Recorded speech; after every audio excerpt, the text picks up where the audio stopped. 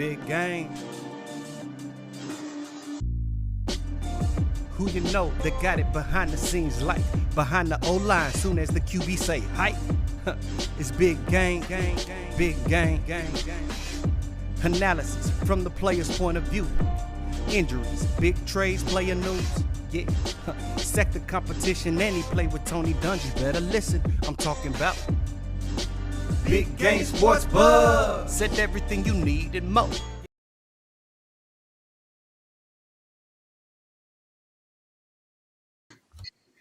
What's up, everybody? Welcome to another episode of Big Game Sports Buzz. I'm Jay Stogs, and of course, I'm joined by Big Game James. Yeah. You know what I'm saying? This is where athletes, pro athletes, and fanatics get together to be able to hash out everything sports and all the other stuff that's surrounded by it. Big Game James, what's going on, man? How you feeling today? Jay, what's happening, dog? Hey, it's another day in the neighborhood, as they would say. Hey, man, I feel blessed. I'm excited to be here. You know how I get when we get on here and we start talking sports and life and everything in between that. I'm ready to have a good time and bring that fire like we do. Man, dude, it's so much stuff that has happened between the last time we talked and right now. There's still that stuff that's going on. So, let's Yes, go sir. ahead. Let's jump into this thing. Right now, people may not be able to see what's on top of your head because, it's kind of big right now. But the Atlanta Braves, Yes, sir. somehow, some way, have figured out how to beat those cheating Stros. So Yep. congratulations to the World Series champ. Man, how you feel? Hey, man, I'm ecstatic. I can't lie to you, and you laughed and teased me I did. a couple weeks ago when I said I'm a Braves fan and I don't know nobody on the roster. Yep. But I go back to where I enjoy the Braves because of my grandfather, man. That's just real talk, man. My grandfather, Bob Jackson, was a sports junkie through and through. And That's what's every up. time, I mean, we're going all the way back to Dale Murphy. You know what I'm saying? Going back to Ooh. those days. Ooh. So, I'm a 90s kind of Braves guy, back to the day with Pendleton and Justice and Maddox and Smoltz and Chipper Jones and them boys doing their thing. So I've always been a Braves fan in my heart. Nowadays, I want those guys to forgive me. But, first time since 1995, they go and they win that World Series title, paid homage to Hammer and Hank Aaron, man, this season is just totally beautiful. So Jorge Soler, thank you. Jock Peterson, thank you. Max Fried, thank you. You know what I'm saying? I went and did a little bit of my homework, and we put together a really good team, great management, and these guys played very well this season, man, to go out and make things happen, dude. And hey, big shouts out to everybody. Yeah, no doubt. I mean, look, the cards were stacked against them. Really, no one rooted for the Braves. No one really believed they could really kind of pull it off because of the bats of the Stros. But they were silenced, man. They just didn't score like they had been in the regular season in the playoffs. So, definitely tip the hat to the Braves. Congratulations on it. It was one of those things where did people watch it? Yeah, they watched it, but I think it was going up against so many other things that were going on in the sport, especially football. Football is like all the way back. Basketball is now all the way back. And so they were kind of hitting that stride with that. But I know, like I said, I was in Houston last week when they played, and everyone celebrated. It was such a big thing, and hey, they took it back to Atlanta. It was like, hey, we're not done yet.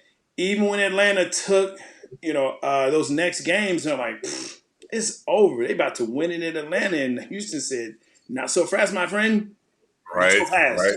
So you know what I'm saying? Yeah, big shout out to them. I know my boy Big Lou. Yo, appreciate you coming through, man. Yeah, champs of the world. He's a big Braves fan, guy from Georgia. So I mean, that's cool. Hey, I got nothing to say because my Rangers are who they are. So It's okay. Ron Washington got him a he championship. did. Yo, I'm so glad for Ronnie Watts. That's my guy. Yo, you have to hear the sound clip that he had at the end of it. And they were talking to him, interviewing him. It's like, yo, how you feel about it? Is everything was going on? He was like, yeah, ass and elbows, like what? Like, yo, Ron Washington is a great interview. Anytime you can put in ass and elbows in an interview, I'm your man. You won. You're on my list. I'm trying to reach out to you because I want to Oh figure out. man. Gotta love it. Gotta love it. Hey, big shout out, man, to all the boys in the ATL, my boy, Big Low Country, Antoine, Smitty Smith, Smitty Sports Machine. They did some good talk of some commentary, some stuff they dropped on YouTube talking about the Braves. And hey, man, it's just a big party, man. You know, if Atlanta doesn't know how to do anything else, they know how to celebrate. And they don't care if it is a civil rights trophy they win. They are going to party. So you know they're gonna have a good time and party it up because the Braves won the championship back to the A. You know what I'm saying? Hey, there's no doubt, especially in the Black College Weekend, aka Freaknik, was there. Yo, it definitely is a party town. I'm not gonna say I didn't enjoy myself, but I enjoyed myself. But yeah, for sure, Atlanta, party it up. Don't party too hard, but definitely party it up. Big shouts out to them. So that's first down. Hey, second down. OBJ, Von Miller, all this that's going on. The trade deadline passed this past Tuesday with some significant trades. And really the biggest one was Von Miller going to the Rams. Now, here's my question to you, because we're going to talk about some other things that are going on as well, definitely with Tennessee. But do you think now with Von Miller, with the Rams, are they now the number one team in the NFC? I think you have to. I think you have to put. I mean, they were already up there, and I mean, they looked damn good until Arizona ran through them, right? But they went out to bolster up that defense to get another pass rusher to put alongside Aaron Donald. Yeah. Gonna be hard to slide double team in the middle and leave Von Miller alone on the outside. Then they added a linebacker the week before, if I'm not mistaken, too, from Denver. So they went out to bolster that defense. So if they run into those Buccaneers in the playoffs, they ready to stop the old man quarterback. And you know what I'm saying? You got to tip your hat to that front office. They made some moves. They even made you compliment Matthew Stafford, something that you don't like to do, but you had to do it because of the way he and Cooper Kupp are playing right now, right? So the Rams are doing things. I think this makes their defense a lot better. Yeah. Added another pass rusher. And it was a big win for those guys getting Von Miller. And just the kind of stand-up guy he was heard about leaving the city of Denver because he just, he had that loyalty in him.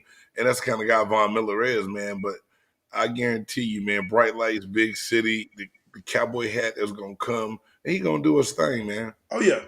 I think what's really important there, too, is, we look at that acquisition and saying, okay, what they gave up for Von Miller, because it also speaks to how great he still is for a second and a third round pick for Denver to say, look, we're going to, it's kind of also something to say about Teddy Bridgewater to say, you know what, Teddy, we love you, but you're not our answer. And so I think they're going to try and bankroll that into a higher first round pick to get a new quarterback. But for LA, on that side of it, yeah, right now he's not going to be the guy, but once he gets acclimated to the system, once he's good and ready to go, and I hate the adage of, well, defense isn't like offense. There's not much that you got to learn. Really, there is. There's a lot you have to do, especially as a linebacker. And if most people who speak like that have never played at a higher level of football when they say it's not as much to learn. Now, does defense develop quicker? Yes, and we always said that going into training camp. Sure. We knew we were going to always be ahead of the offense because of what we put in, and that chemistry builds just a little bit quicker. Right. But you still got to know what you're doing when you step on the field. If anybody thinks that you don't have to be a thinking man to play defense, they never played the game at a high level. Right. Before. Yeah. I mean, yeah, look, man. I said it. Yep, I said it. Yeah, I mean, look, playing those years at Polk, I'm telling you, man, it's one of those things where you gotta understand that just because you may not have to understand all of the coverages as a defensive person, you have to be able to recognize what's going on offense, slide your defense, make sure the backside is good, and then at that point, understand what you're supposed to do in your coverage. A linebacker is a very hard position, in my opinion, because there's so much going on and changes at the blink of an eye. You're trying to guess what they're doing before they do it or while they're doing it. I think it's a really good move for the Rams. They're playing for now. instead of the future. That's what this move tells me. Yeah, and you have to right now. I mean, you got to Yeah. make moves. You got to do more than what the people in your division are doing and in your conference. So they're looking at the NFC, seeing who's the top dog, what their competition is going to be when it comes down to that playoff race. And I think they figured out, the offense is going to be okay. They've still been able to run the ball. They got a better quarterback now that can run that offense the way they want to. Let's add a veteran leader on defense that will complement our other pass rusher, our monsters, and we're going to be okay. And, you got to take your head off because the Rams made moves where a lot of other teams didn't. And I know we could spend a whole nother show talking about who missed out and why they missed out and what it means for other people. And, we just don't have the time to do all that. But, the Rams did their thing. Yeah, I think it was actually pretty quiet. I think some of the moves that we thought that would happen, like Deshaun Watson, we thought that move would happen, and obviously it did not. Right. There's some wide receivers maybe we were looking at, that ended up just getting cut, things like that. Speaking of that, OBJ, second day that he was excused from practice, I think it's all but inevitable. I asked you, I said, hey, man, talk to me. He gets excused from practice after the trade deadline. He's healthy, is anything like that. What's going on? What did you tell me? Yeah, man, I told you once they told him he was excused to come to practice, I said he's done. The writing's on the wall. He's about to get cut. Hey, man, like I said, I've been around NFL locker rooms. I've heard the sly talk. I heard the keywords and the buzz phrases that Joe. Well, we're just taking precaution, and we've excused him for the day. You don't excuse anyone that you're paying money to, right? Yep. Hey, so they knew they were about to let him go. The thing was, they had him on a trade block. No deal came through that they really, really fell in love with. So now they were trying to get something for it. They wanted something. They had, they felt like, hey, we have an asset. We need to get something for him. And their asking price was probably just a little bit too high for a lot of teams. Yeah. Now it had to be a situation, hey, Jay, it's bad to where you have someone in Odell Beckham who I think is still one of the best wide receivers in the league when he's healthy, right? Yeah. Now you let him go for nothing. He gets to choose now where he goes from. Yeah. See, to me, I still think Odell Beckham wins in this situation. If he MJ, hey, let me hit you up. Hey, MJ, go eat, man. Just make sure you share, bro. Just make sure that you share. All right? Don't just eat. Make sure you share. OBJ, where is he going, man? Okay, so, I came up with a little list of teams that I think should be in the hunt for Mr. Beckham, and I think that's the New Orleans Saints. You can't name a number one wide receiver right there, even though they did their thing against my team, which I'm going to talk about in a little bit. I ain't going to get into that too much because I'm going to get pissed off talking about it. But think about it. The Saints don't really have no Thomas being out. See, you play too much, dog. You play too much. You say that baby for later. I'm going to make you cry. I got you, bro. Right? I got you. But real talk. I say Saints. We talked about Green Bay needing to make a trade for a wide receiver, right? Yeah. Now they're trade for one, but they can go sign Beckham to go with Adams. I think that would be a smart move for the Green Bay Packers to pursue Odell Beckham, right? The Raiders, they just lost a young talent that's not going to be back. Do the Raiders go out and try to get Odell? Yeah. Could you see him in the silver and black? He has the tenacity and the mindset and the mentality to be a Raider. Yeah. Will they pull the trigger? They're going to need some more weapons for Carr now that Ruggs is gone, right? Yeah. The Chiefs. The Chiefs have, everyone says how deep they are receiver. It's a playmaker. Something needs to be done in that Kansas City offense. Why not the Chiefs? Ravens. I still don't think Hollywood Brown is a number one. I know I'm naming off a lot of teams, Jay. You look at me like, what the hell, James? Yes, Big Game has said it. You pretty much naming like every team except for New York. Hold on. I ain't finished yet. Cleveland. Okay, Cleveland just cut him, so we know that you're right. That's what I'm saying. Hey, now, it would never surprise me because Jerry Jones is a name whore. He loves big name guys. So your Dallas Cowgirls could make a play, although they have a good receiving core. But the Dallas Cowgirls is a team that came up in my mind when I thought about Odell Beckham. And then, of course, the New England Patriots. They don't have a lot of big name guys. It's the last team I thought could all be in the market and hunt for Odell Beckham. Now, I think he's trying to try to pick a contender. And the first thing I said was, if the damn Rams go and get Odell, oh, hell nah. Roger Wood, Cooper Kupp, Higbee, the type, man, Imagine Von Miller on defense. Boy. Okay, so here's the deal. I don't think the Rams are the number one NFC team yet, but if ODB is signed by the Rams, I have to think who else is there. And I actually think Vegas is probably the best landing spot for him. I think what's going on there with the turnaround with the new coach, and I think they're buying more into each other and closing Okay. ranks. And you know this on the team, adversity can do one or two things to your team. It can either break you all the way down to there's nothing left, or it can build you up. You close it, and now, hey, it's us against the world, which is totally in line and in step with Raiders mentality.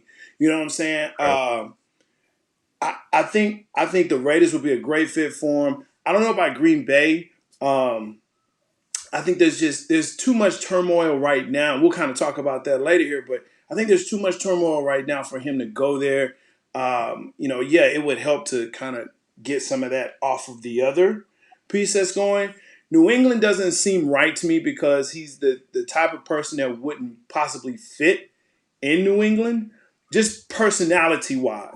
You know They what I'm said the saying? same thing about Randy Moss, Jay. They didn't think Yeah. Randy Moss was going to fit New England. As much as it hates me to say this, New England helps to reshape careers sometimes.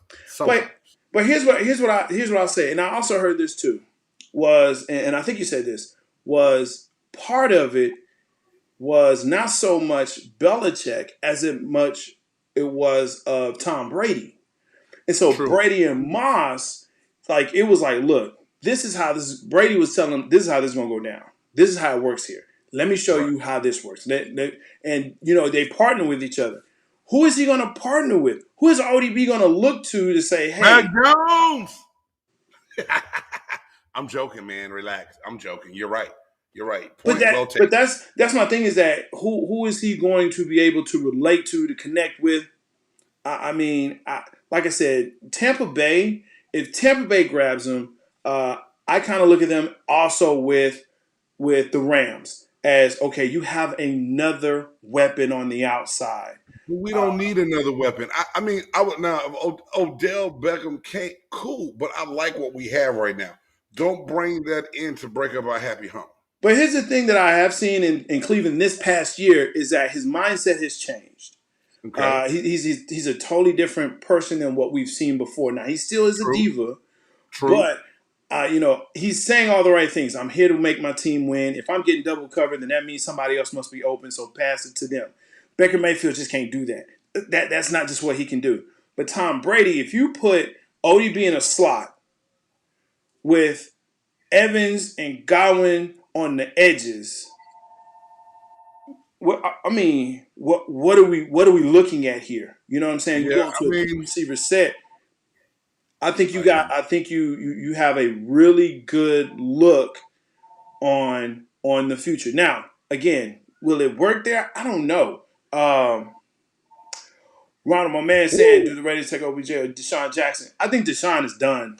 Deshaun still has speed, but he has a mental issue. Deshaun, I say mental issue because he had a good thing going in LA. Yeah. Shut up, run your routes, catch what they throw you.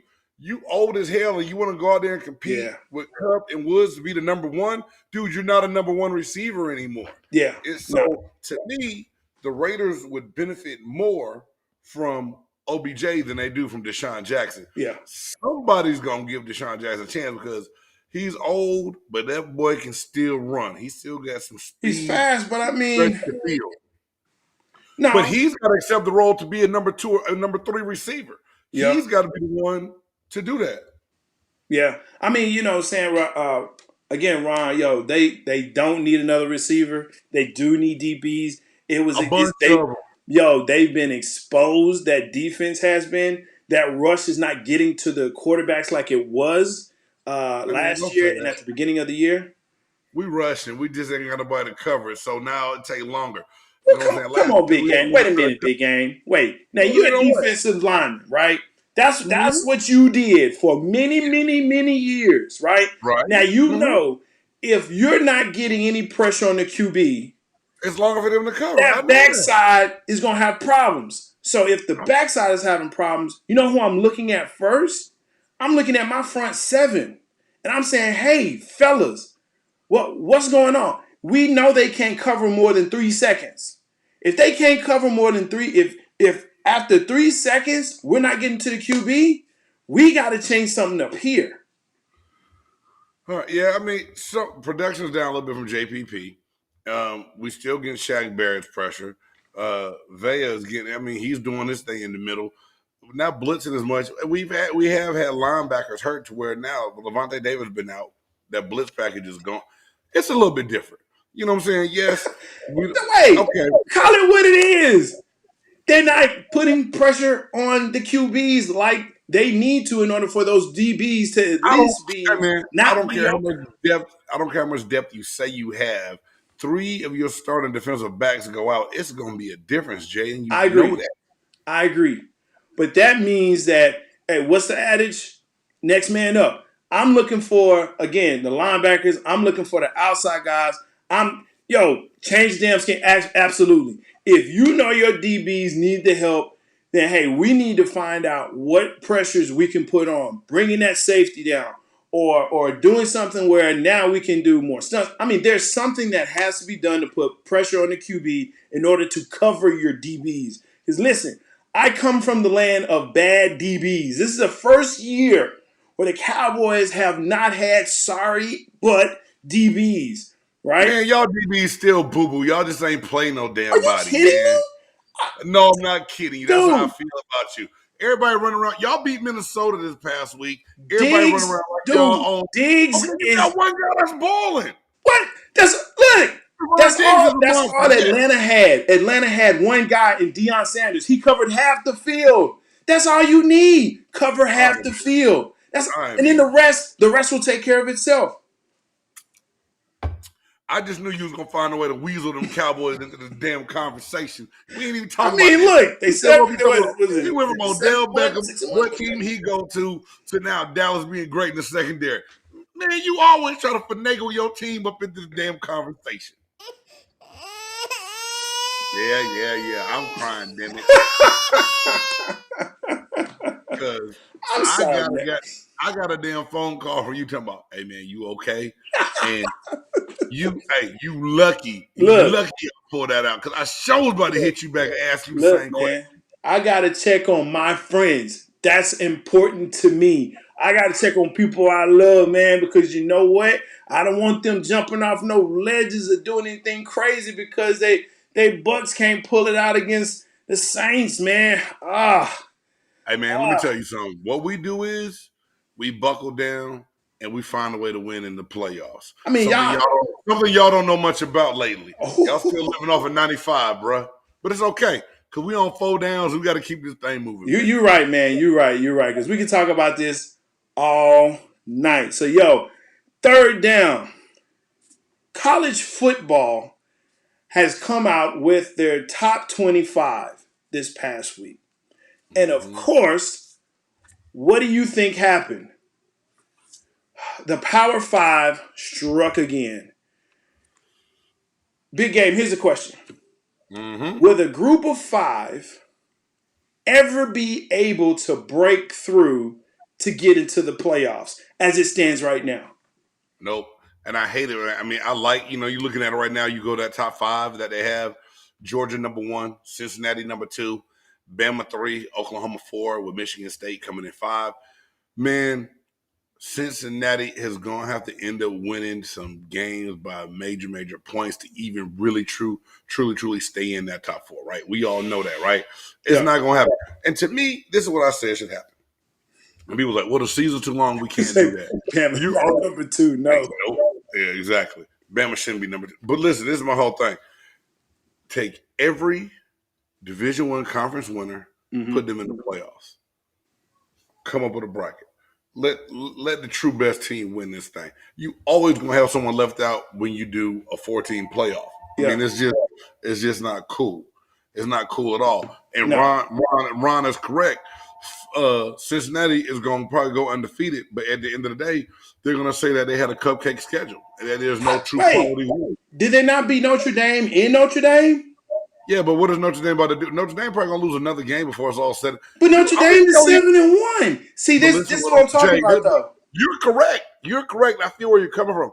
But those guys behind closed doors that want all that TV and revenue money is going to find a way to get the Bamas and the Oklahomas and everybody else in there. Hey, Herschel's right. Michigan State, how are you 5 in that Big 12 conference that they're in? They should be in over Oklahoma. Yeah, I agree with that. Oklahoma has struggled all season. Yeah, they put some points on some people, on some cupcakes.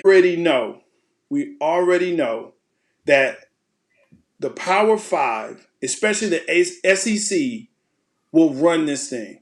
And until they Of course, expand yeah. the playoffs, and I agree, you have until they expand it to the 8, until you have each Power Five conference champion in the playoffs, automatic bids, and 3 at-larges, which gives Cincy a chance, right? Which gives your UCFs and Coastal Carolinas and all a chance. Because here's the thing that they're saying, right? When I see these rankings, is well, they don't, um, they don't. When they go into these bowls, they're not going. Nobody wants to see them. No one wants to see Cincy. No one wants to see, all these people that we're saying, oh yeah, this is this and this is that. No, nobody wants to see that, right? But at some point, you have to be true to the game itself, Right. right? You have to be true to the game itself, man. Yeah, expand the playoffs. That's exactly what I'm talking about, Herschel. At some point, you got to do it because That's if the way to not, do it and be fair, Jay. He's right. I mean, someone's always going to get left out. yeah, Someone's always going to be a bridesmaid and not a bride. They're going to get left standing at the altar. You know what I'm saying? Give them a chance to bust up into the wedding and catch the bouquet and say they are dudes. You know what I'm saying? They always say, give me my flowers while I'm here. Let another team get a chance to get their flowers, man. Quit that's making it it. about the Power Five. And the SEC, I mean, I'm seriously, take away they top 4 or 5, and the SEC can go get beat by a lot of these other schools that's out here.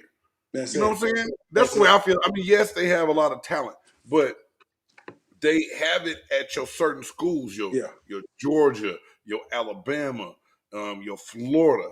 You know Mm, what I'm saying? I don't know, man. It drives me bananas. yeah. No, to me, I think it's got to be, I might Herschel, a 12 team or 16 team playoff. Let them get in there, let them duke it out, let them do their thing, and figure out who the best team is. And once you win coming out that bracket, shit, it's no more arguments about it. But I think 12 is too many. I honestly Why? think 12. Well, too many. I think 12 is too many. I think you still have to have some suspense. I think you do have to be able to say, look, I think strength of schedule does matter. And so, and I'm also looking at, okay, time frame of playoffs, right? I Okay. also think if you do it regionally, I think that works for you. So if you take the teams in the South, teams in the East, teams in the West, teams in the East, teams in the North, and you have those games, those playoff games between those top 2 teams in those areas and regions, and then you can have the playoffs that goes down to it. Because I mean, hey, like we talked about, man, there's like 158,000 bowls out there, so you can pick whatever regional bowl you want, and then move it to the national bowl, and it can rotate every year. But at some point, there has to be a way that you can allow teams like Cincy, Yeah. SMU, again UCF, Coastal Carolinas, and then have one of the teams from the FPS or HBCUs. I mean, there has to be a way. Now, yeah, if we start talking about HBCUs and we start talking about those schools, right, you definitely have to expand it. At some point, they're going to have to move into Division One, and that's going to have to be real for that. All right, Right. true Division One. But yeah, I think there's going to be there has to be a reckoning, if you will, a paradigm shift where we get away from just the SEC and Big Ten, and that's it. and everyone else. I'm right there with you. It can't just keep being the same conferences year in, year out. It's give somebody else a fair shake. The debate can go on forever. No one's ever going to be 100% excited about what goes on, what's going to be happy. Like Yeah, like Ron Lamb said that it's going to come down to what the people want to see. That's what they're going to put on TV because they think that's going to help them bring the money in, the ad revenue in, and yeah, those dollars in. So that's what it's going to come down to. It's going to be about how much money they can make, just like they've been doing on athletes. It's about the conference, the schools making all the money, shitting on the athletes. well, Yeah, now name, image, likeness deals are around, but it hadn't always been like that. To where you couldn't compensate kids, but yeah, the school could walk away with $12 million from a bowl game that was actually earned on the back of the student athletes, and it's a whole other show on the topic by itself. I mean, hey, look, Ron, Wake Hey, shout out Forest. to Wake Forest, 8-0, baby, ACC, baby. I feel you. Brian, yo, you Go know ahead, what? Wake. Look, listen. Before I even forget, man, make sure that you subscribe and you like the channel because you will get notifications when we do come on. Sometimes we may pop up right on a Sunday or on Tuesday or something when we just say, "Hey, man, let's just do something." So Right. make sure that you subscribe. Make sure that you like. That way, you know when we Hit come that on. bell, baby. Hit that bell. Ring the bell, right? Yo. And on that note, let's go ahead and hit that fourth down. This past week Woo, and boy. weekend, there's a young man by the name of Ruggs the Third, and look, it's been all in the news, but the latest that came out is that his vehicle, his Corvette, was speeding at in excess of 156 miles per hour, and his blood alcohol level was twice the legal limit in Vegas. Right. It got so much attention that even OJ had to comment on it. OJ Simpson. Wow. Big game. You're a Yes, sir. Vegas cat, right? I Mm-hmm. mean, you went to school there. You understand what's Hey, well, wait going a minute. on out there. Stop. Don't ever. We just whipped. Hey, shout out to the University of Nevada Wolfpack, based in Reno, Nevada, home of the mighty Nevada Wolfpack, home of James Canada and Colin Kaepernick and Charles Mann and the Zendejas brothers. Okay? No. I frequented Las Vegas, but I did not go to school down there Okay. because that school's associated with losers. UNLV is a I was basketball about to say school. you're not talking about UNLV. UNLV is a Wow. basketball school. It's associated with losers. Shout out to my man Kevin Thomas. I love you, KT. To Lance Sawyer. I love y'all, but y'all know who it is. Y'all little brothers, we big brothers. So get this right, and then we're gonna continue talking about the second city. It's the first city to Yeah. visit, but it's the second city when it comes to football. My bad. Hey, Lou, just to kind of back up, yeah, Alliance got up in their feelings about putting a hold on it. Look, man, they got upset because of the Big 12. At the end of it, when Texas and OU left, that's what they got in the big Hey, hubbub about. the Big 12 got this, but see, this is what I hate, and I know we tried to move on. Texas screwed up the Big 12 anyway because they got greedy and wanted their own network deal to where they made Nebraska and Colorado and Missouri leave, right? They did. They Yeah, they leave, did. They they did. leave. Texas screws it up for everyone else to where the They Big did. 12 at one point in time was They probably did. second or third after, the SEC and the ACC. Big 12 has some really good football for a point, They what did. I'm saying, for a small amount of time. I They won't say did. small, but a good amount of time. They They did. screw They it up. did. They But run these teams off, and now they jumping ship. And let me tell y'all this: Texas gonna get beat like a rug hung over the clothesline in your grandma's backyard. Texas Longhorns are not ready for SEC football. Be careful what you ask. In Oklahoma, that non-defense they ass play, shit. Be careful what you ask for. Now, yeah, let's get back to Ruggs because see, yeah, I'm telling you what for I'm real, saying. for real, I yeah, got it yeah, but right. yeah, in excess of But Jay, 156 miles an hour. You're right, Herschel. 127 when the airbags deployed, woo, killing a young woman, trapping her in a car as it was on fire. RAV4, as a matter of fact. I I mean, mean, this one hurts me, Jay. It hurts my heart because this is a young dude, man. This is a young man. What, second year in the league? Yeah. enjoying life. He already had, his story coming up, growing up where he did, and going to Alabama. He said he played for a friend of his that died. Right? I think that's Rug's story. Yeah. I'm not getting him confused here, Judy. Right? Um, look, Yeah. this is my whole thing, and a lot of people don't even know this. A lot of people say get an Uber. Yeah, you can go get an Uber. But hey, the NFL has a car service set up that you can call an 800 number on the back of your NFLPA membership card anonymously, get a ride to go home. You don't have to drive anywhere drunk. Now, I'm not an angel, yo. I've gone out, I've done things. Yeah. I'm not saying I'm perfect. I've been behind the wheel, probably a little impaired before, Hmm. but never 2 times the legal limit blood alcohol level. Never. And now here it is. You don't just mess up your career. You got 2 women, the young ladies in the car with you, but you take the life of another one that you Yeah. ran into. You had to know the impact was bad and fast. He hit that person parked from behind and killed him. And it's just like all this could have been avoided. Yeah. None of this had to happen. And it's crazy because my wife and I were talking, man, in the NFL during the season, Monday nights and Hmm. Thursday nights were usually our nights to go out and have a good time. Because Tuesday is your off day in the NFL, unless you play a Thursday night game. Yeah. But Tuesday's your off day. That's when they bring other people in to work them out and see if they're gonna need to replace people on the practice squad or sign someone new. And then Friday is a walkthrough. So Thursday night you usually go out and have a good time. Monday nights you have a good time. And everyone's definition of having a good time is different, and I understand that. But at the same time, you in Sin City, you got the money. You don't even have to leave your house to have a good time. And if you do decide to leave home and drink a little too much, leave the car parked. Give the valet a couple extra dollars to watch it for you and come back and get it the next day. Yeah. Dude, all this coming avoided.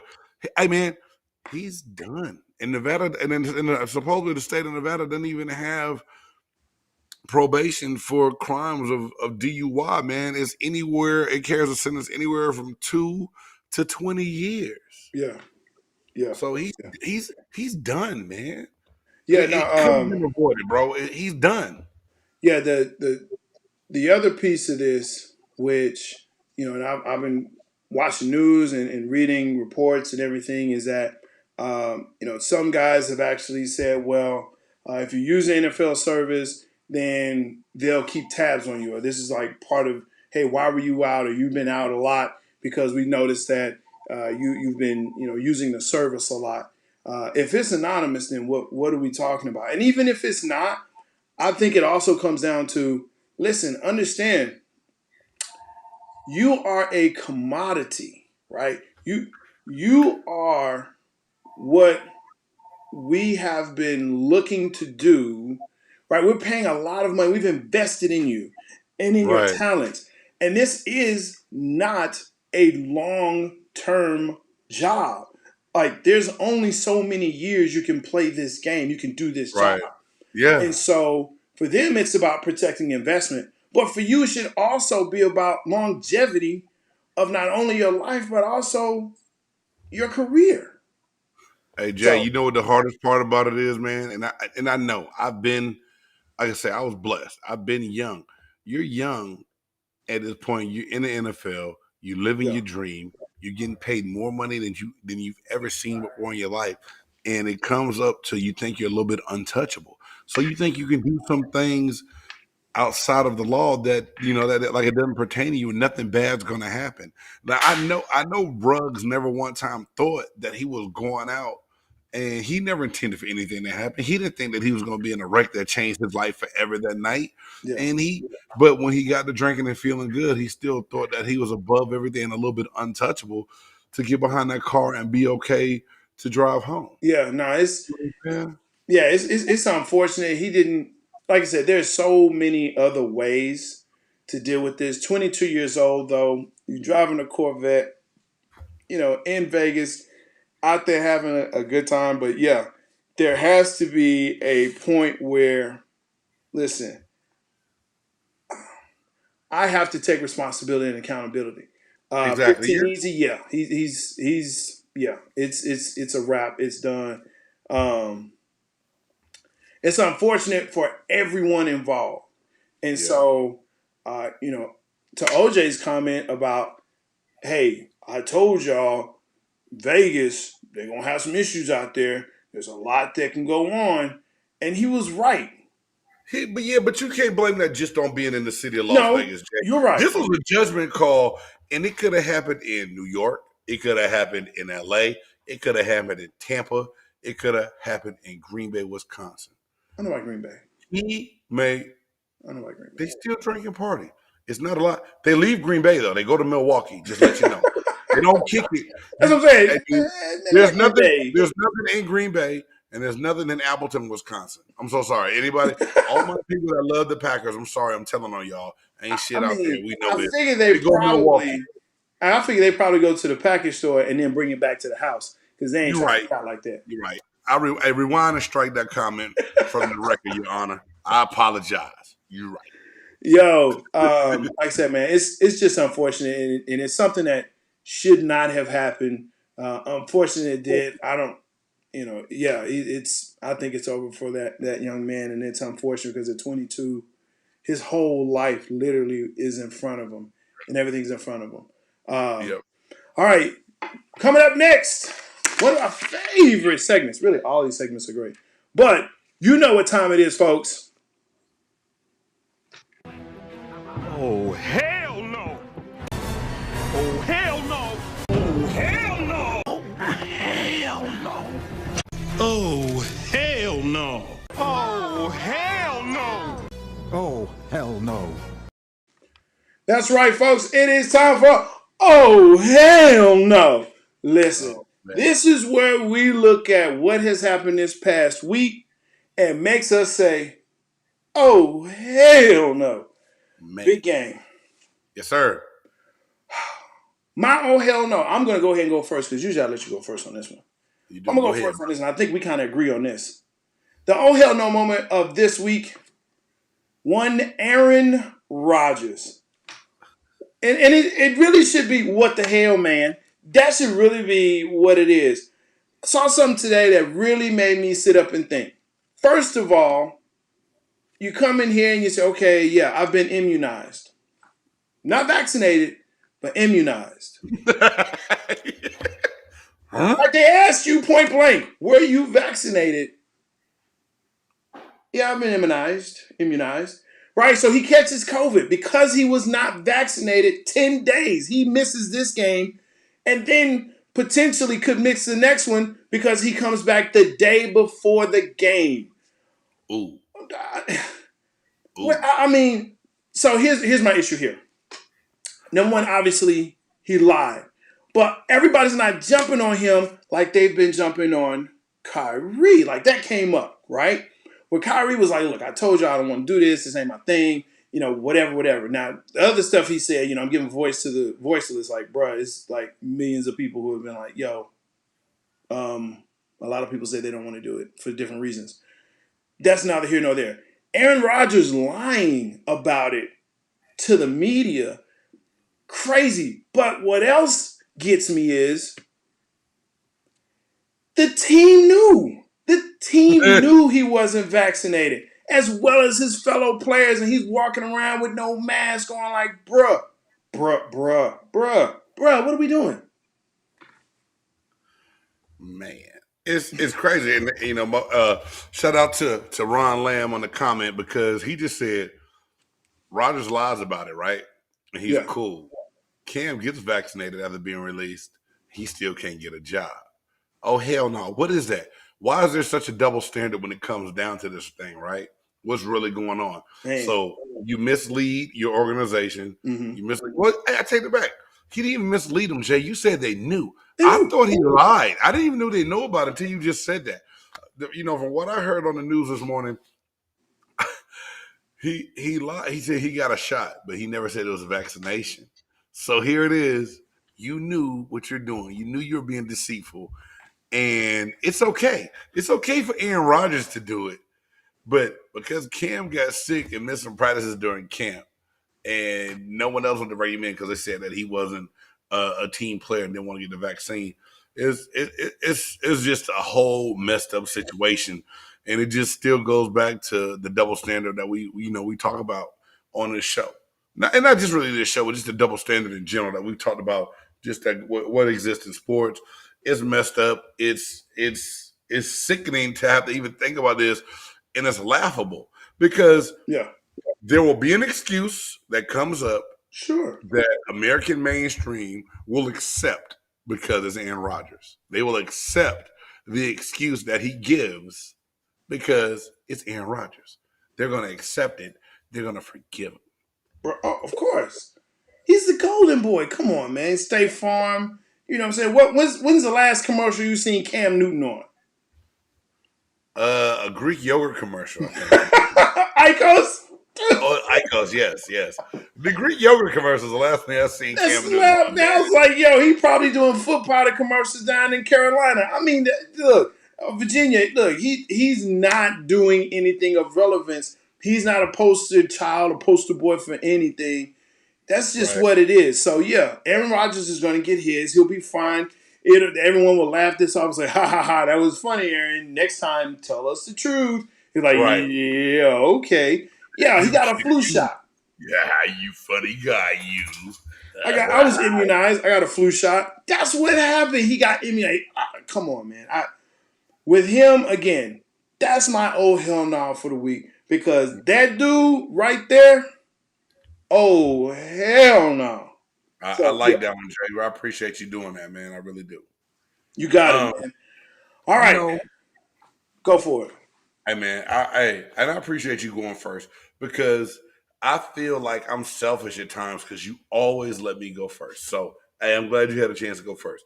My all hell no moment is going to fall right back onto my team, the Tampa Bay Buccaneers. Here it is. You go in to New Orleans to face Jameis Winston and the Saints, who don't have a receiver that 5 people can name in a bar if they were having a debate on who Jameis Winston's throwing the ball to, correct? Yeah. You don't even know who these guys are. Jameis gets hurt. He goes out the game, Yeah. and you lose to the New Orleans Saints, who had your number 2 times last year. And you know what? Forget about Jameis. 11 penalties for 99 yards. You cannot beat a well-coached team. You cannot try to repeat as Super Bowl champions with 11 penalties for 99 yards. The defense is second in the league in the most penalties right now this season. You cannot be a winning and contending team if you continue to shoot yourselves in the foot, right? Then the 3 turnovers, 2 interceptions by Brady, and the fumble. Not a way to go in. And not to say that you get beat by the 3rd string quarterback. I said 3rd. Simeon came. Because really in the depth of order, they have Jameis Winston, Taysom Hill, and whatever this kid's name is. Simeon. Trevor Simeon. Simon. Simeon. I can't remember his damn name. And you go out and you lose a game and you blow a division game. Oh, hell no. And then I got to hear, are you okay from people? And while they ha-ha-ha, cha-cha-cha about their team winning against the Minnesota Vikings. They're not. Man. It is what it is. But my oh hell no, Tampa Bay Buccaneers, y'all blew a game. I'm glad they got a bye this week. They need to go back to old school training camp mode, full pads, whipping ass in practice. Get your shit together. You're making me curse tonight and get it together. Because that's an oh hell no moment. You can't lose to a team that doesn't even have a number 1 wide receiver. The running back is catching more passes than anybody out of the backfield. Yeah. And man, oh hell no. Yeah. Bro, you know what? You need to fly to Tampa. You are their version of Michael Irvin right there. Because that's all I heard from you was right there. Y'all know that y'all don't need to get beat by you dudes like that. Like, that's what I heard, man. Yeah, absolutely. That's a great. I did have to check on my Tampa Bay friends because I know that they were riding high. man, oh, we're so great, and we're going to be number one. Everyone is going to have to come through Tampa. Not so fast, my friend. But hey, that's definitely oh hell no. I couldn't believe what was going on, especially when Jameis went down. But like No one could believe it, dude. No one could believe but Tampa Bay was really kind of losing even before then. Like they had scored first, but it was like, wait a minute, New Orleans scored. Like it was just like okay, and then But they hey, kept Jam scoring. will say this. Golston's personal foul on the pick six was BS. His helmet was ripped off his head, over his eyes. He taps the quarterback with his shoulder. He didn't even run through him and take him to the ground. They call a personal foul. Now, if Cam Newton was back there throwing the ball, they wouldn't have thrown that flag. You're probably right, but they did. But you know what? I'm not going to whine because it sounds like I'm making up excuses. 11 penalties is 11 too many. A little bit. Hey, everyone, Jay Stogs and I are going to fight next time we get together in person to do the show. We're going to throw blows because it's okay. We're not. We're not gonna. We're not gonna throw blows. You know what I'm saying?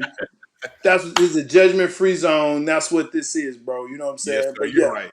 Hey, man, I'm gonna get out my feelings. I got too much love for you to attack you because same, bro. Same. my Tampa Bay Buccaneers played like butt in that game. To me that should have been a statement game. And too much trash talking, even from Brady. I was driving home that night wondering why we didn't put up 50 when we could have scored 50 against Chicago. I left points on the field. Okay, but you didn't bring that same energy to the field in New Orleans. Shut up sometimes. But Shut up.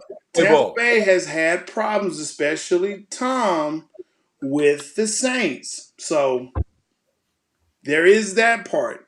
Might want to think about that if you got to see them in the playoffs. All right. Mm-hmm. That's been Oh Hell No. We love that segment. Moving on to our next segment. Who ya got? Name a player, team, or even as Big Game likes to do, whatever you want to do, right? But name two things, two entities, whatever you want to call it, that we should watch out for. So, Big Game. Yes, sir. This week, who you got?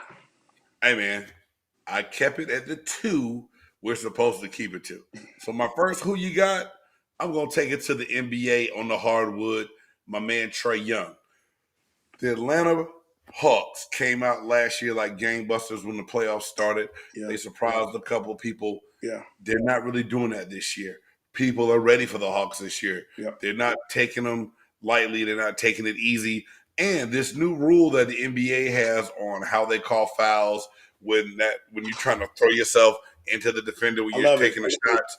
So it's changed the game up a little bit. Right now, Trae Young is averaging 22.6 points. Last year, this time, he was averaging 27.9, and he's shooting about 10 less free throws right now because of this new rule. So I want to see how Trae Young is going to adjust to this new rule and how he's going to adjust to teams coming out being ready to play Atlanta every night when they take the court. So Trae Young is my who you got player. That's what's up, man. That's what's up. You're not gonna do it. You wait for my player? But I surprised you, didn't I? You did not think that I was going to basketball. Actually, listen. Trae Young was on my list of who you got because I saw what he did to my Mavs, and I've just been watching him ever since then. Like, wow, he is not taken off. Like, he is still as intense and as he is as intentional as he wants to be. If he wants to do something, he's going to do it. If he wants to get to a spot, he's going to get there. And the team has definitely responded and said, "This is our leader. Let's go." So yeah, Trae Young, I give you that, man. That's a good one. That's a good one. Oh, so I'll go ahead and go to my team then. All right, that's what you want me to do, Jay? Go for it. Go with my team. Hey, the who you got team this week? The Cincinnati Bengals. They come out, they look like gangbusters one week against the Ravens, and then they let the New York Jets beat them the next week. What? So I got the Bengals down to see how they bounce back this week as they take on a tough Cleveland Brown defensive team. This should be a pretty good game this week. So my who you got team, the Cincinnati Bengals, and how they fare against the Cleveland Browns this week. That's a good one, man. That's a good one. I like those because my who you got is exactly who you were just talking about, and Mike White. Whoa, 405 yards, 3 touchdowns, 2 interceptions, a QBR of 107.9. What? This former Dallas Cowboys backup. Now there's a controversy in New York. There's always a controversy in New York because it's the Jets and it's New York. But yo, I'm telling you, that right there, yeah, man, that I'm looking to see what this young man is going to do the very next week coming up. That's who you got. And of course, how about them Cowboys? That's who you got. Why? Because it's obvious. Everyone is talking about them because everyone talks about them anyway. I told you, Big Game, there's only 2 types of NFL fans. Those that love and root for the Cowboys and those that hate the Cowboys. But they all do the same thing. They watch the Cowboys. Every single one of them watch the game. They follow them because they want to see if they win or lose. So, yeah, them Cowboys, they're going up against a 4-4 Denver, Von Millerless Denver. So we're going to see what really is going on. It was just announced today that Dak Prescott will be back for this game. I actually think he should sit out one more week. I don't think they should even, chance it. I actually think that Cooper Rush could handle this one. I think this past week with Minnesota, they still have a good, formidable defense. It's not that mediocre. I think they did have a good running game, but apparently Dallas's defense figured it out and said, hey, we're going to stop the run because we know Kirk Cousins is who? Kirk Cousins. And he will Kirk Cousins. Kirk Kane. So, yeah. Don't sniff that Kirk Kane. Hey, Minnesota did and gave up all their draws. But that's okay. Love you for it. Thank you so much. But yeah, that's my squad. That's who you should be watching out for. That's my who you got. Mike White, Dallas Cowboys. I know you love those picks. Hey, I haven't picked them all year. Hey, man, I'm not saying nothing, dog. You're entitled to your pick. Your team won this past week. They did. They did. You have the right to kind of rub that in my face and go with. I have nothing to say right now about that, but a good pick, buddy. You know what? Thank you. Thank you. Yeah, Young and Harden. Hey, you know what I'm saying? Hirsch, Young, definitely. Harden, I don't know, man, about and this is what Hirsch is saying as far as who you got. I don't know, man. Harden, I think a lot of it has to depend on what KD does, as well as whenever Kyrie decides to come back or when they allow him to come back. I have to say it like that because they have a new DA there who said he's going to abolish that whole thing. So he may be back sooner than later. Right. But now we are going to preview a new segment called Are You Serious? Now, the reason why we're doing this is because, yeah, we have an oh hell no segment for the dumb things that happen. But this segment highlights those that are doing things right. Hey, I can't believe they did that. That's a good thing. So, Big Game, you have one? I have one, man. I got mine queued up, ready to go. Okay. So, my Are You Serious is actually a coach, a high school coach from Garden City football head coach David Ettinger. I don't know if you've heard about this story, but David Ettinger, what was happening was basically he was beating the brakes off of teams, right? And they're nationally ranked Garden City football team is. But what happened was there's a new rule now in Nassau County, in Nassau football, where they said, hey, look, you cannot score more than, I think it's like 49 points or 48 points on a team. You can't do it. Otherwise, you'll get a warning. And when you get a warning, if you do it again, then you will be suspended for a game. Last year, Coach they put like 60 on somebody and just suspended them for the next game. It was like, what? I know this is crazy. But what Coach Ettinger did is he said, you know what? I violated the rules. They beat a team 49-6 and said, hey, you know what? I'm going to sit myself. So he decided to sit himself out for the next game. They ended up winning 34-0, but it was just the fact that the coach said, you know what? I want to show my guys that when you break the rules, you have to pay the price. So he sat himself out. Crazy to me, right? And they've been beating guys 49-0, 49-0, and all this. But he said, hey, I knew that there was a play in like the fourth quarter where it was like 3rd and 15. They threw a long pass that they ended up scoring on. When they could have ran it, kicked it off to the other team, boom. Because they already had the game in hand. But he decided, hey, I know I broke the rules right there. So he sat himself out. So there you go. That's my Are You Serious? Hey, Great Jay. job. I think that's a great job. A great note for those kids to say, look, I broke the rules. Now there are other parts to that I don't agree with. I feel like, look, you play the game, I'm you glad do the you said absolute that part. I'm glad you said that part because that is a great point for you. Congratulations to that coach for taking ownership. But shame on that district for putting a cap on what you can and can't do. See, to me, that's almost like giving a participation trophy for kids that decide to play with a certain grade, a certain group, or anything else. Come on, man. Really? Not to your point. Your point is cool. The guy policed himself. That's great. He did a good thing. I'm going to move on because there's so many other parts of that story that really make me mad that it can turn into a whole other topic. So, as we talked about this new segment and thought about what we wanted to do, my Are You Serious goes out to a guy that we know that's been around the league, NFL, for a long time, and he happens to play for my team now. That's Mr. Richard Sherman.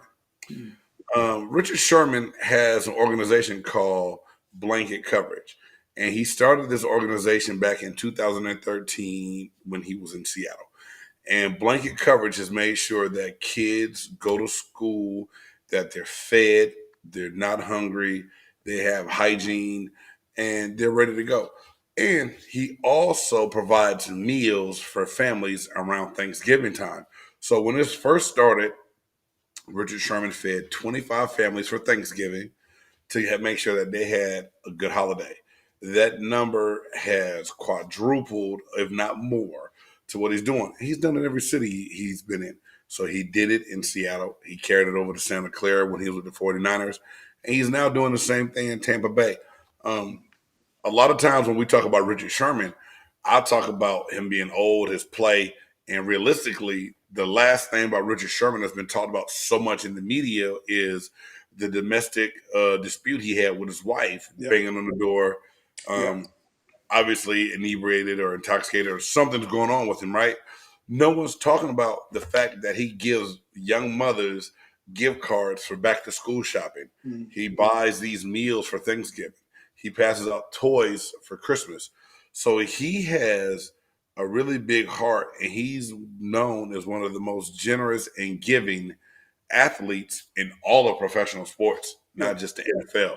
So my Are You Serious moment goes out to Richard Sherman for what he's doing in all the community, because he's left Seattle, he's left San Francisco, he's in Tampa, and he's still giving to all those cities that he played in and where he is now. So big shout out to Richard Sherman and the Blanket Coverage Foundation. Yeah, for sure. And one of the things that we talked about with these segments is, at some point, and you and I both again talked about, there's so many things that a lot of other players have done, and that gets highlighted that are bad. We did it tonight, with one player out in Vegas, but there are so many other players that are in the community that are doing things that are great, that are helping not only financially, but helping with their time.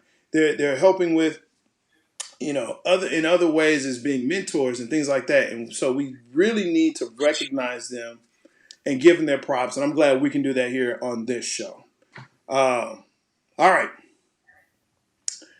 Now it's time, folks, for that great segment, the top 5. So here's the deal. There are many top lists out there, top 100, top 50, top 25, top 10. But that's easy. Top 10 is so easy. You're searching and scratching your head. Well, who else can I put in there? Because I've ran out of names or whatever it is. But on a top five list, it's either who's in or who's out. And you got to make sure you are ready for that. So this week's top five list, I'm so excited about it. With the opening of the new Marvel movie, The Eternals, top five comic book movies. Yes, Jose, let's go! Baby, I'm so excited about this. Oh my gosh. Listen, I know people were sweating bullets. I was sweating bullets. You know what I'm saying? Silver bullets, the kind that don't penetrate certain people. But I'm telling you, man, let's go. All right, big game. Are Yes, you ready? sir. Always, baby. Always Man, ready for this. So, let's do it. hey, Let's go. Top hey, five. y'all, hey, y'all, Jay Stogs did it again because he came up with a topic that he would have me scratching my head and rewriting my list several times. But I decided to go deep, deep, deep in my comic book crate and pull out 5 comic books that I think make great movies. So my number 5, Spawn. Oh, Spawn. Hey, I am so mad there weren't. Thank you, Jay. Thank you. Spawn was awesome, and it was a little bit dark, and it wasn't your typical just super duper hero, right? And it came off, and it was one of the best, I think, comic books. And shout out to all my nerd friends in high school who put me on Spawn and actually made me read a comic book before the movie ever came out. So I had to, Jay, that criteria, I had to really think about it a little bit because I was a comic book guy a little bit in high school. You know what I'm saying? So I had to come up with stuff that I did see some of the comics before I saw the movie to appreciate it. there you go. Spawn. Number 4 for me, Batman. And mostly like the Dark Knight stuff. Okay, so Those Christian Bale, Batman. Yeah, I mean, but this is my whole thing. It's so many Batmans. I like Michael Keaton. You know what I'm saying? I like George Clooney. I think every Batman series ties in very well to all the comic books that were written by DC to really make you appreciate the movie. So Batman is my number. Oh, it's okay. You can rebuke that if that's a word here in a minute. I am. Let me write this down.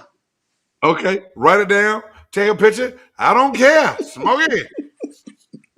Number number 3, Thor. I was a big Thor comic book guy. The movies made me love Thor even more.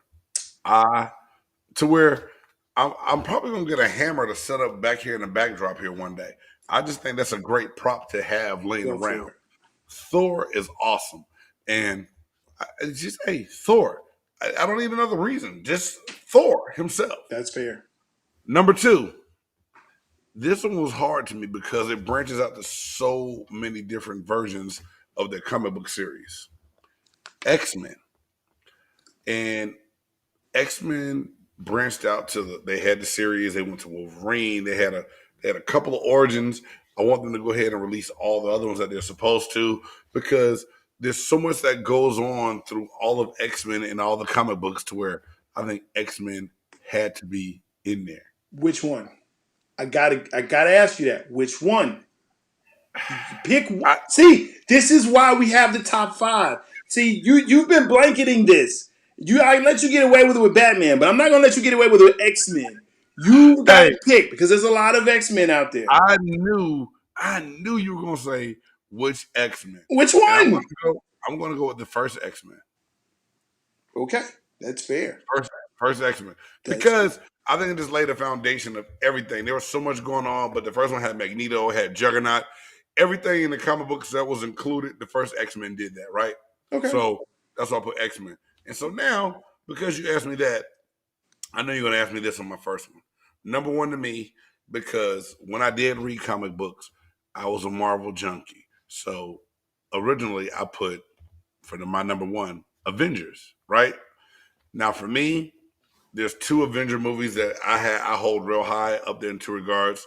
That's Civil War and Infinity War. Civil War kind of just laid down both sides of how they beefed a little bit, then came back together. Then Infinity War bringing Thanos in and what was going on was just great. And takes you back to they did a great job of putting that, even for people who did not read comic books, could jump on and like Avengers. And so that's why Avengers made my number one.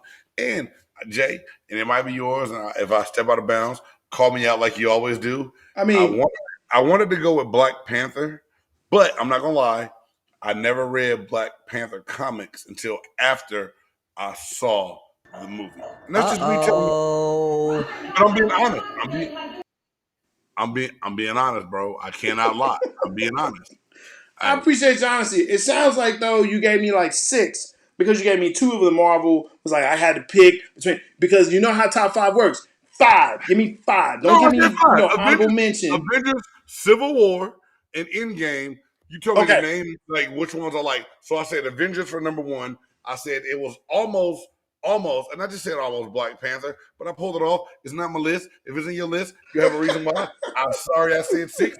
It's just 5. It's Big Game's top 5. All right. There you go. Big Game's top 5. And folks, listen, Big Game came with me a great, you know what? No, let me go through mine because I want to talk about what you're going to see in the future. And I cannot wait for this. This is going to be so great. So awesome. So, top 5. And you know, I don't do 5, 1. I don't do that. That's not what I do. All right. So, in no particular order, I'm going to start with Batman. But which one? Because I'm specific on these things. The Michael Keaton, the very first one. Yes. Okay. I'm a Michael Keaton Batman fan. Okay. That's what I am. That's what I am. I'm a Michael Keaton Batman fan. That one set it off for me. Like, whoa. Yes. Michael Keaton Batman. My next one, yes, you know me, Big Game, Black Panther. Dude, that was like the highest grossing comic book movie up to that point. Like, it was beating everybody. It's a great movie. It tells a story. Marvel did an excellent job. And I did read the comics for Black Panther. So, big. Yeah, I know Batman is DC, Lou. That's okay. You can have, whatever. DC. But Batman is the only DC I like. I promise you. He's the only one. Well, I'll take that back. Flash. But the movies suck. Oh, yeah. DC movies always suck. DC movies always suck. Teenage Jose just put one down that I really almost picked, dog. I really almost picked what Jose put down, Jay. I did not to cut you off, bro. Look, I didn't even get through my picks. We'll go to Jose's. All right, I put you up there, Jose. Yeah, TMNT, yeah, for sure. All right. So for the next one, right, I got to check these off, make sure I am where I am. Okay. Yes, Marvel, Avengers, absolutely excellent. But my favorite is actually Endgame. Man, I watched it so many times. And I can admit this. There were tears in my eyes at the end. I'm not going to spoil it for those who haven't seen it, but if you haven't seen it, what are you doing?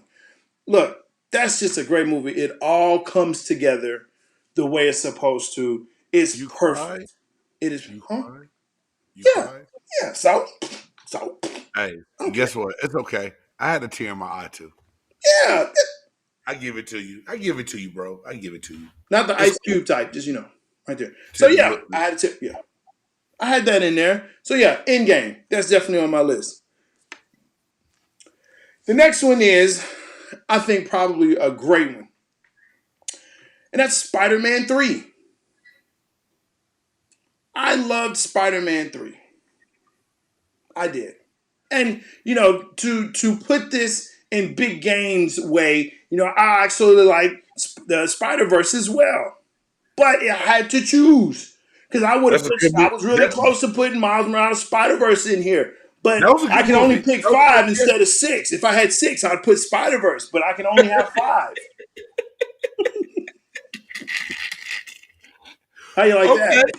Yes, sir. I got you, baby. And then for my last one, listen, this dude, I'm glad he's kind of back, but here's my thing, man. Blade set it off with Wesley Snipes. I'm so glad that they're revamping this with Mahershala Ali That's gonna be great. Blade by far, that was like awesome. Awesome. Lou, which Spotty actor? Yo, I like the new one, but I'm more partial to the original, man. So you Tobey Maguire? I'm a Tobey Maguire guy. I think he Nah, played dog, the you got it perfect wrong, Peter yo. Parker. The last three Spider-Man were way better without Tobey Maguire, dog. Oh, I said it. I'm sorry. I mean, dude, he looks like he's supposed to be kind of nerdy and awkward, and he does that. And this one, I mean, yeah, he's younger, but I think what Tobey Maguire does is it looks at him from the college standpoint, not the high school kid. So this Okay. guy's more the high Okay. school Spidey. This is more the college kid that's growing up. But I think he does a great. Oh, dude, it's not trash. Come on, Luke. Come on, whatever. Yeah, it's not trash. It's not trash. Lou is You a said trash, dog. disparaging. It's not trash. It's not trash, man. It's not trash. Yeah. So, like I said, Spidey 3, yeah. But Blade, for sure, my guy. Absolutely love it. I caught Blade 2 and was like, man, this is Hey, such a man. great movie. Blade was great, but it was another one of those movies that I saw the movie before I ever knew it was a comic book. Right. And it's legit, man. Blade's a good one, man. You had a pretty good list, dog. I appreciate that, man. I appreciate that. Thank you so much. Yeah, No that problem. guy's nice, but you know. Hey, but going back to Jose, and I'm not trying to be funny. Teenage Mutant Ninja Turtles. I got introduced to that comic book in 6th grade by my boy George Parienza. He was Greek and he loved this comic book. And I was like, what the hell are you talking about, these turtles with these weird names? And he's like, hey, my dad has a #1 mint condition comic book. You can come over to the house and see it. Dude, his dad had like this case with a comic book in it. And I'm being like a black dude from the hood, like, yo, he's like, don't touch that. You can't ever touch it. I was like, yo, I'm sorry. I didn't never seen the comic book. He's like, you know how much money that's worth? I said, hell nah. I paid 50 cents for my comic books. I figured it was 50 cents. Why your daddy got it in the glass case? But George put me on game about the Ninja Turtles, man. And then to come out with cheesy movies back like my young adult age to other movies that I had to take my kids to see, Jose's kind of right. Teenage Mutant Ninja Turtles did a pretty good job of transitioning from that comic book to the big screen and 2 different generations to appeal to people. So Teenage Mutant Ninja Turtles for his #1, I can't argue with that, Jose. If I had the shirt, you would get the Golden Mike Award this week. Look, man, my 5-year-old watches that. So, Cowabunga, dude, no one said that outside of California on the West Coast until you watched Teenage Mutant Ninja Turtles. Pizza was cool, but I really wasn't into pizza like that Hey, Jay, until. can I tell you something? What's up? Hey, we don't say cowabunga on the West Coast, dog. Clearly you do, because Michelangelo. Don't get this shit twisted. That's some what I Hollywood, saw. some Hollywood dude made that up. Now you dudes from Texas think that everybody in California walks around and says cowabunga. That's not how I go down, dog. Just like people in California think we all ride horses and say yeehaw. And howdy. I don't say howdy. When I moved to Texas, I thought I was going to see a bunch of horses and hear howdy folks all the time. You right. Well, look, now we've come to the portion of the show where we have Big Game's Extra Point. Big Game, take it away. Yes, sir. Hey, Big Game's Extra Point is brought to you by Fat Boy Coffee. Fat Boy Coffee. Don't let the fat fool you. That's right, y'all. Go to the website, www.phatboicoffee.com. Order your Fat Boy Coffee. Support Black-owned business. Not only is it Black-owned, it's damn good. Get you some Fat Boy Coffee. Hey, so, there's been a lot going on in the NFL right now. And Jay Stogs and I have been talking about it. And one thing that jumped out and surprised me in talking to a lot of my NFL fans is that Calvin Ridley of the Atlanta Falcons has decided to walk away from the game of football and saying it's for personal issues. Now, breaking down and dissecting it a little bit, and I've talked about this in the past, mental health is really serious. But dissecting and listening to some of the reasons that Ridley came up with to why he's walking away from the game, baffles me a little bit, because at some point in time, put your phone down, quit reading messages, and go to bed. You know, it's tough being an athlete. You're on an island. A lot of people deal with different things different ways. Some people don't like the spotlight that are thrusted into it, but you learn how to deal with it. As an athlete, you always hear mental toughness, that you have to be mentally tough, find a way to get through things. You never really get taught how to express your feelings, but to sweep them under the rug and get over it. Calvin Ridley said that he's having a hard time putting his phone down and stop looking at social media and what people are saying about him. I don't know if that fits within the same definition of Naomi Osaka and Coco Gauff and Simone Biles, of different things that they're really going through when it comes down to mental health and what you go through being a professional athlete. Now, I'm not knocking what Calvin Ridley is going through, but I definitely think there's different ways that he could handle it. He's still brave for coming out and talking about this issue, because from an athlete, we know what it's like to deal with pressures. Not everyone can do it. I've seen guys walk away from the game before they even had a chance to start, because they said they did not want to feel pressured anymore to play in a game that they once loved, but now everyone else is making it too hard on them. Calvin Ridley's got to figure out what's going on in his mind, what's going on in his heart, how he can deal with this, who he can talk to, and if he can come back and be the player that we all know that he can be. He's a very, very, very talented wide receiver, but he has not quite figured out how to handle and get a grip on the mental aspect of his game. Me being an older guy, I would simply say, put your phone down, stop looking at what's on Twitter, and go out and be the athlete that you need to be. But at the same time, that's that old coach that tells you that you got to be tough enough to set aside anything that's bothering you and going on with the play. Calvin Ridley's going to get this figured out. I pray he gets it figured out, and I pray that he can talk to someone that helps him feel better about who he is, and he can play the game without putting pressure on himself that's unnecessary. I'm Big Game. That's my extra point.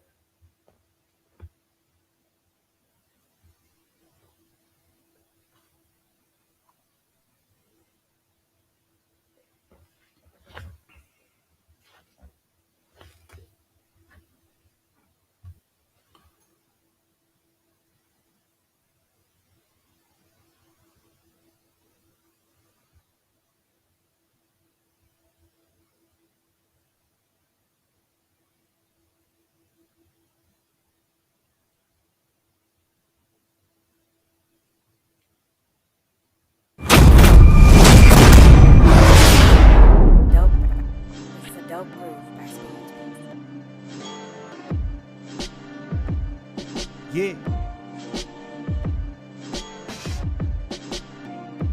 It's a big game. Who you know that got it behind the scenes, like behind the O-line, soon as the QB say hype. It's big game, big game. Analysis from the player's point of view. Injuries, big trades.